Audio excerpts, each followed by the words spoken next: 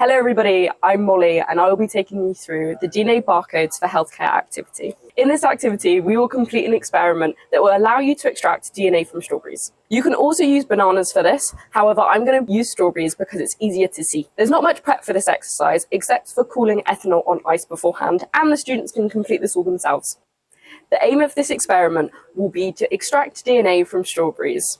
Let's get into the background. DNA, which stands for deoxyribonucleic acid, is found in all living cells of animals and plants. It contains the genetic code which makes up every single protein in an organism. DNA is coiled up in our chromosomes, and the complete set of genetic material is called our genome. Consider your genome as a book. It's 3 billion base pairs long, with a start, a middle, and an end, and contains all the information needed to code how every cell in our body works. Geneticists want to be able to read this code. All the current DNA sequencing techniques used to read this code have to break the genome up into millions of little fragments, and then try to put them back together using supercomputers. This is a bit like cutting a book up into individual words, with no prior knowledge of how the story is being told. Some words will only occur once in the book, but many will repeat several times throughout the story. In order to tell the story, you need a context. A long-range map of the story tells you how many times the repeating text occurs and the distance between the reads. Researchers at the University of Birmingham are working with Robert Neely to create genome maps, i.e. DNA barcodes, in order to read out the information on the nature of the landscape of the genome. To see how this is useful, let's look further at the book analogy. Taking two books, Alice's Adventures in Wonderland by Lewis Carroll and Emma by Jane Austen. If we cut the individual words of both of the books up,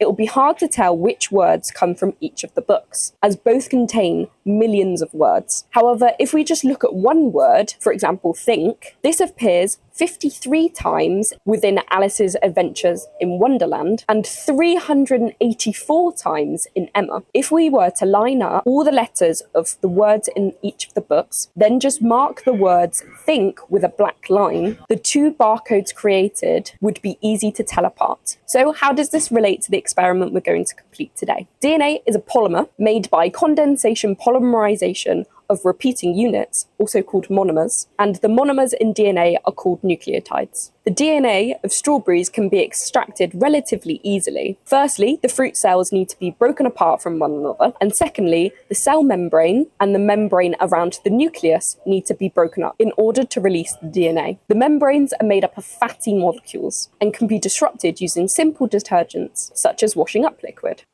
The aim of this experiment will be to extract DNA from strawberries. This is what you will need. So first, I have my strawberries here, which I'm going to extract the DNA out of.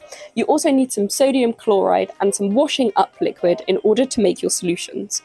You're also going to need some distilled water and some ethanol, which I have in this beaker just up here, cooling over ice, some sealable sandwich bags, a sieve and a J-cloth in order to get rid of the lumps, pipettes in order to pipette the solution into the ethanol, and some tweezers to be able to pick up your DNA. I would also recommend a measuring cylinder in order to measure out your volumes. So now you know what you need. This is how to set up the experiment. So first, I'm going to weigh out 3 grams of sodium chloride.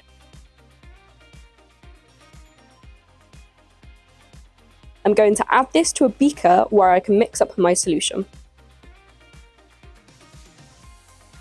Then I'm going to measure out 10 milliliters of washing up liquid. I'm then adding this to the beaker where I'm going to mix my solution. I'm then going to fill my beaker up with 100 milliliters of deionized water. And then we're going to mix the beaker until all of the sodium chloride has dissolved in. We can set this aside for 1 second. Then I'm going to take my Ziploc bag and I'm going to add either 1 large or a few smaller strawberries. I'm also going to take off the green stems of the strawberries in order to filter them slightly easier. I have more smaller strawberries here, so I'm going to add a few of them.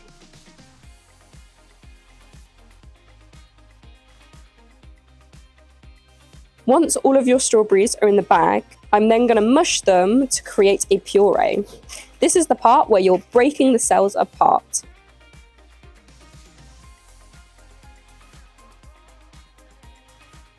Once you think your strawberries have been sufficiently pureed, I'm then adding 50 milliliters of my extraction mixture. I'm going to mix this a little bit further.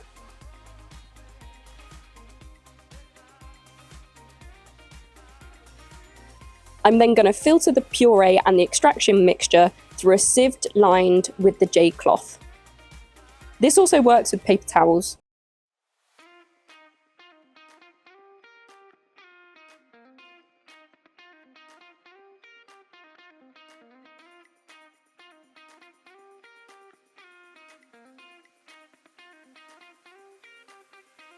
Some of it comes through on its own.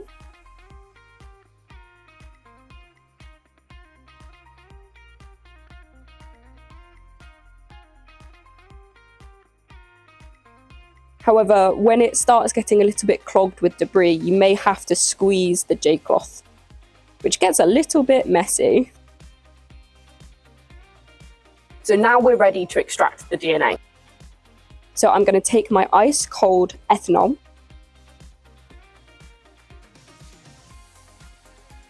and I'm going to take a full pasture pipette and put it into the ice cold ethanol pretty quickly. This then sinks to the bottom, as you can see, and slowly the DNA starts to rise out of it. It looks a little bit like a ghost.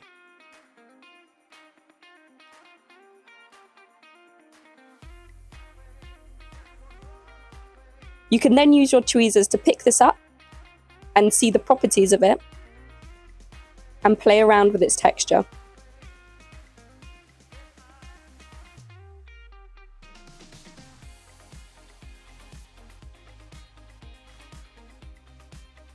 You can continue adding more of the strawberry puree extraction mixture to this in order to see more DNA arise.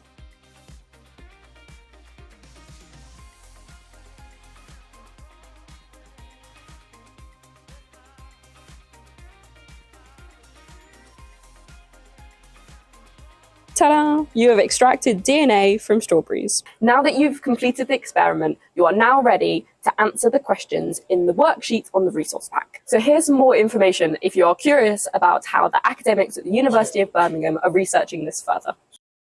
If we dissolve DNA in water, we can take the UV-Vis absorbance spectrum of the solution, as DNA absorbs light in the UV region of the electromagnetic spectrum. The 4 DNA base pairs, A, T, C, and G, contain aromatic rings with alternating double and single carbon-to-carbon bonds, like benzene. The pi electrons in these systems are able to absorb UV light. Each of the 4 DNA bases has a very slightly different absorption in the spectrum, and the spectrum of the DNA is an average of all of them. In the activity pack, you can compare the UV-Vis absorbance spectrum of strawberry DNA compared to the 4 DNA bases. Can you spot the adenine features? In the School of Chemistry at the University of Birmingham, researchers extract DNA in a similar fashion in order to label it with markers to create a genome map or a DNA barcode. The DNA is extracted using a detergent-like molecule to disrupt the cell membranes, and precipitation of the DNA in ethanol separates it from the rest of the cell matter. Usually, this DNA is purified further to remove any proteins that may still be present. DNA is labeled using enzymes. These are proteins that catalyze very specific biochemical reactions. These molecular machines are being used to modify the chemistry of the extracted DNA in order to tag sequences of bases with fluorescent markers. In bacteria, certain enzymes modify DNA to protect itself against the invasion of foreign DNA from viruses. You can find out more about this on the website. These DNA modifying enzymes are used to label specific sites in the DNA. The enzyme binds to a very specific base sequence. For example, a specific piece of code within the DNA molecule every time it appears. When a cofactor, which is a non-protein molecule that reacts with the enzyme and the DNA to complete the DNA modifying reaction, is added, this also binds to the enzyme. The enzyme's DNA locks the correct bit of DNA code into place with the cofactor so that a nucleophilic substitution reaction can occur, joining the DNA in a covalent bond to a fluorescent tag. We can use this technique to create DNA barcodes that we can see under a fluorescent microscope. Once the DNA has been labelled, long strands need to be untangled and straightened out. If we just deposit the DNA onto a glass slide from the droplets in the solution, they all remained tangled up a bit like spaghetti. In order to do this, researchers at the University of Birmingham have developed a method to comb the DNA into straight strands and then look at them under a fluorescence microscope to see the markers like a barcode. Droplets of water that have picograms of DNA dissolved into them are dropped onto the glass slide using a pipette.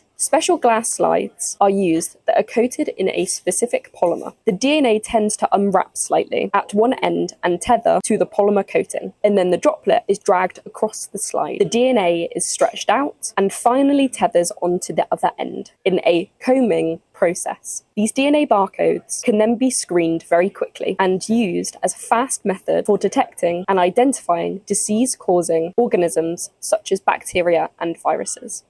On the website, we also have a few more pages if you would like to find out more. Thank you so much for watching, everybody, and I hope you have enjoyed finding out how methods to identify sections of DNA are being researched.